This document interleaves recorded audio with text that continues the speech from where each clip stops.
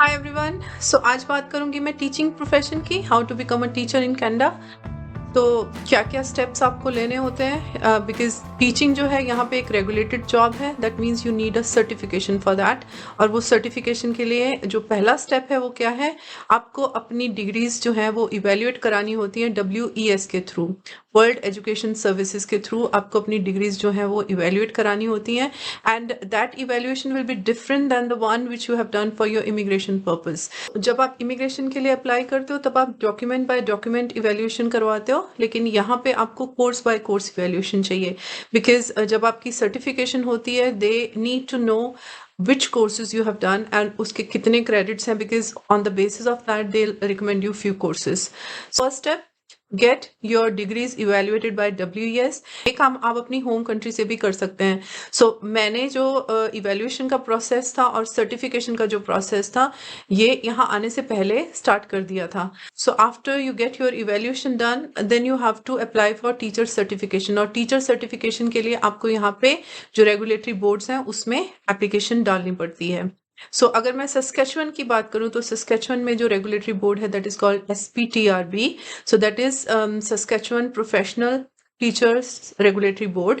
जो regulatory board है they look through your course details, कितने क्रेडिट्स आपने किस किस कोर्स में किए हैं, कौन कौन से सब्जेक्ट्स में किए हैं। अगर कोई वहां पे इनको डेफिशिएंसी लगती है then they recommend you further courses here. You can start with the certification process right in your home country as well.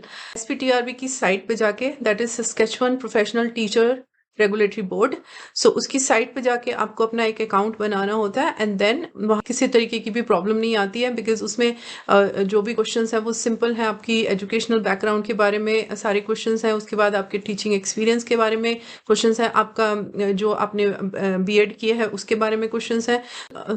बहुत कॉम्प्लिकेटेड प्रोसेस नहीं है। And then they will ask you to upload the documents as well. मैंने अपना certification का process India से ही start कर दिया था, और जब मैं यहाँ पे पहुंची तो मेरे पास एक रिकमेंडेड कोर्स था and that is called internationally educated teacher certification course. Basically वो आपको law पढ़ाते हैं to know the rules and regulations of the country.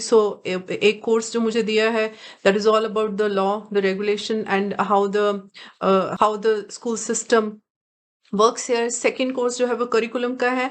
Again it's related to the lesson plans, unit plans and how are you going to use the technology in your lesson. अगर आपका teaching experience है India में तो आपको पता ही है, आपने lesson plans बनाने, unit plans बनाने, तो that is related to the curriculum. And then native studies का एक कोर्स रहता है, एक फिर आपको फील्ड जो एक्सपीरियंस 6 वीक्स की आपको जाके टीचिंग प्रैक्टिस स्कूल्स में करनी रहती है। This is the course which I am doing. And जो बहुत इंपॉर्टेंट चीज मैं यहाँ पे आपको बताना चाहूंगी, while you are waiting for your certification there is an option for you to join the education system and वो जो job that is called educational assistant.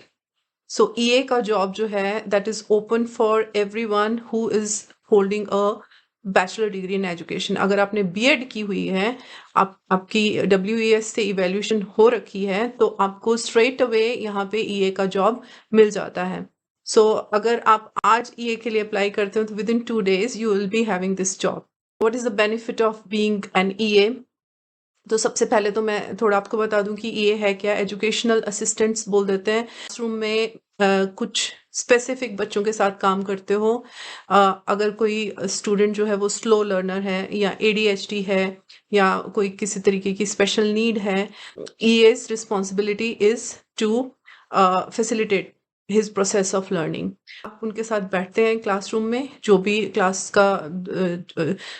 भी क्लास में टीचर कवर कर रही है, आपको you just have to make sure that the child is following, and if not तो आप उनको इनकरेज करेंगे, मोटिवेट करेंगे, and ultimately your job is to get the work done.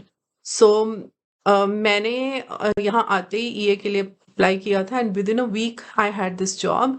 EAs are highly in demand. अगर आप आज EA की job के लिए अप्लाई करोगे तो आपके पास विद इन अ वीक ये जॉब रहेगा। अगर आपने BEd किया हुआ है और आपकी एजुकेशनल बैकग्राउंड है, अगर आपने टीचिंग जो है उसका आपके पास 2 years का एक्सपीरियंस है, तो EA job is very much in demand. This job is pretty much entry level job. लेकिन ये करने का बेनिफिट क्या है?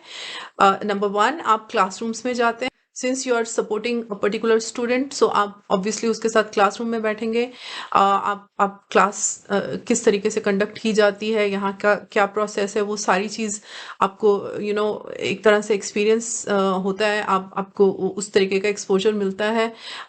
Very flexible job, that means it is to you whether to take a dispatch or not. Every day in the morning you will get a call. It's up to you whether you want to work on that particular day. और बहुत सारे लोग discourage भी करेंगे that teaching, as such, to become a teacher is a long process. No doubt long process है, but it's a very rewarding job here. जब मेरे को EA के लिए इंटरव्यू में पूछा था why you want to become an EA, तो जो आंसर था वो ये था कि first I need to pay my bills as a new immigrant. मुझे अगर इस सिचुएशन में अगर मेरे को जॉब अगर किसी स्टोर में भी करनी पड़ती है तो I will do that. But अगर मुझे कोई भी जॉब ऐसी मिलती है जो मेरी फील्ड से रिलेटेड है, then I mean nothing like that. So